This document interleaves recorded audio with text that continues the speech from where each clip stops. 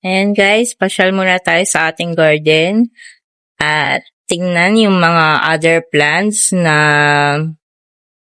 kinuha natin ngayon. Kahapon pala. Ayan. So, ayan, nadagdagan po ang ating plants ng mga succulents and cactuses.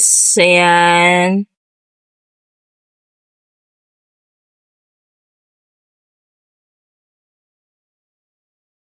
Ayan, mga succulents and cactuses yan.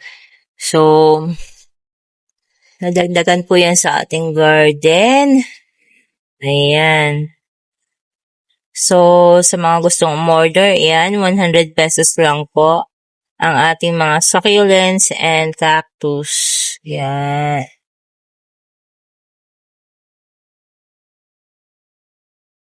And syempre, yung pinareserve ni Divine, andito lang. So, dadagdagan pa raw niya ng iba pang order. Kaya hindi mo na niya kinukuha para sabay-sabay na sa deliver ng kanilang tracking ng gasol. Ayan. So, nandito lang yung order mo, Divine. Andyan lang siya. So, yung ibang added plants mo ay, ayan. So, mamili ka na lang. Ayan.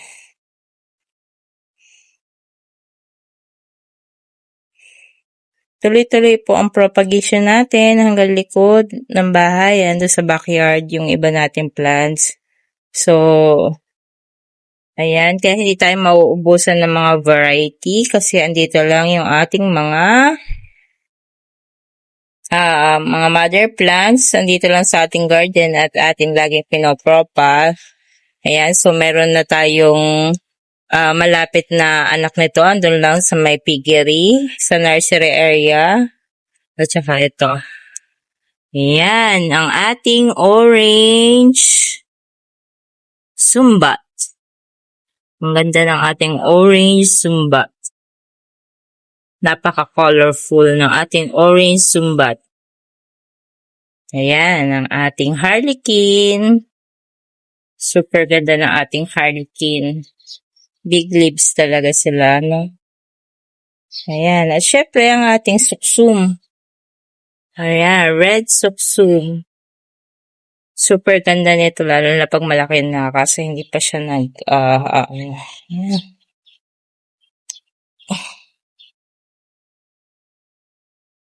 Ito, ang dami ko na pong propa nito. Ayan, ang ating mga eteros. Ayan.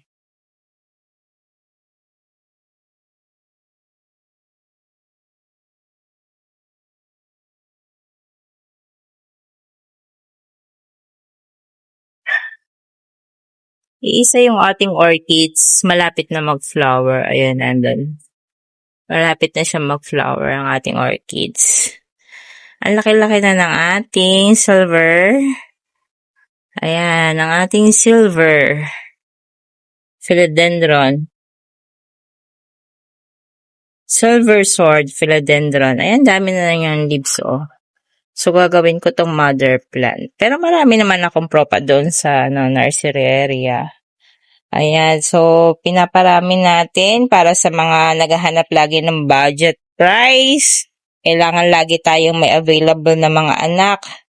At talagang ang ating mga estudyante na namimili ay hanap ay mga budget price. Ayan. So, yung mga estudyante, yun, yung mga naandun na Snow White ay kanilang pinamili at kaunti na ang natira dun sa aking Snow White. Marami pa naman tayo sa likod na itatransfer. Kaya, ayos lang. Mga estudyante natin kasi ito ang binili nila. So, ito sana yung kukuhanin nila yung mga budget price na to. Ayan. So, kaso nga lang, mas nagustuhan nila kasi para pare-parehas daw. Ang kinuha nila ay ito. Ayun. Ayan.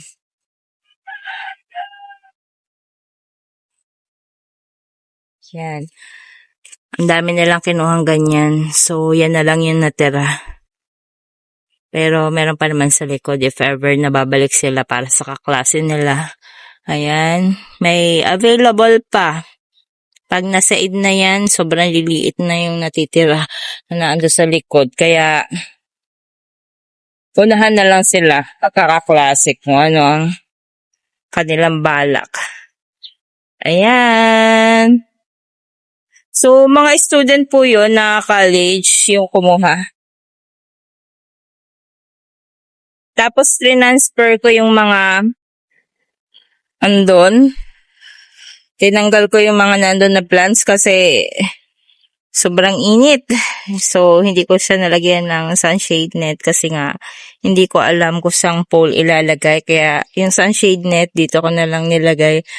At saka dito, ayan, para medyo malilim naman dito sa terrace.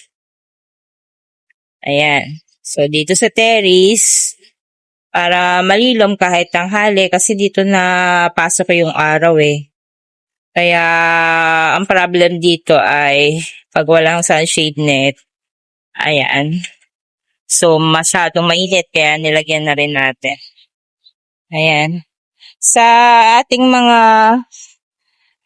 ito, may mga natira po tayong mga punla dito na nag-bulk order po kasi si Sir RJ, thank you, ay itinaray ko yung mga another batch.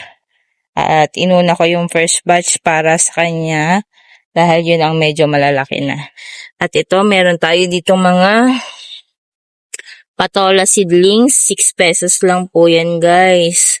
Ang ating patola seedlings. Ayan. So, nakakatuwa naman kasi ito, ang ating sampagita ay mga bubulaklak na rin. So, pinalapalago ko to at ipo-for sale ko na rin to.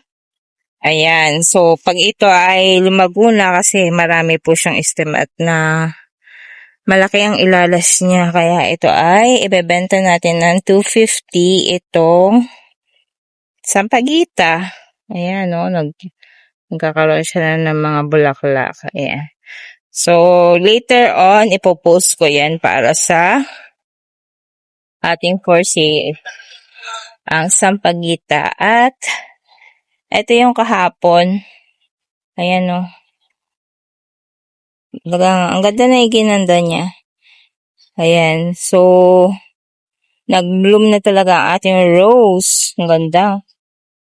Yan. So, ang ating mga peperomia, dito ko nilagay kasi nanunuyot doon sa labas. Nanunuyot. Sobrang init. Kaya, dito ko na muna inihilera ang ating mga peperomia. Sa gustong mag-avail ng maramihan, marami pa po niyan sa likod. Ayan. So, nabawasan na yun dahil ni Ate Ronsalinda. At may pa-reserve pa sa Diana Bell. So, ayan.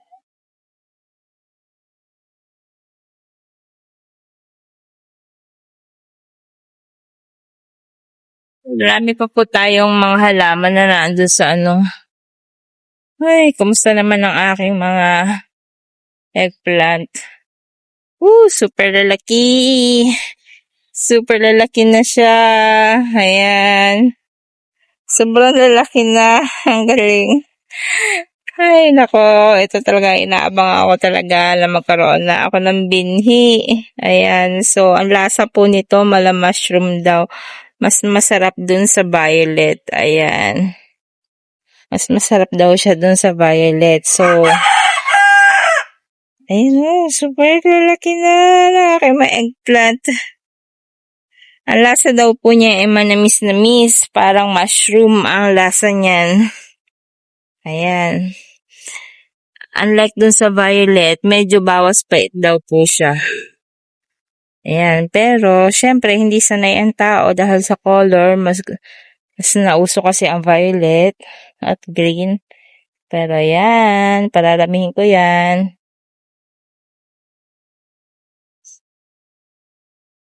Ang ating mga banana. Ay, saka na ulit at talagang medyo. Ito gusto ni Annalise ang iaakit. Hindi natin kaya kasi sobrang laki niyan. napaka-deep ng kanyang pagka-direct na planting, kaya hindi natin siya pwedeng ibigay at baka masayang lang. Kasi gusto niyang bilhin yan, yung ating alamanda, yung yellow bell. Kasi gusto niya na may mga shaping doon sa kanyang garden. Ayan, baka kasi masira lang niya, wala naman siyang pang-stand. So, dito na lang siya sa garden natin. Yung order mo, titos, ng mga, paminta na hybrid, ayan. So, sinegregate ko na yung iba na order mo. Kasi pumili ako ng pinakamagaganda para sa iyong order. Ayan, thank you very much po sa mga nagpa-priority ng aking mga plans. Thank you so much. Thank you for watching.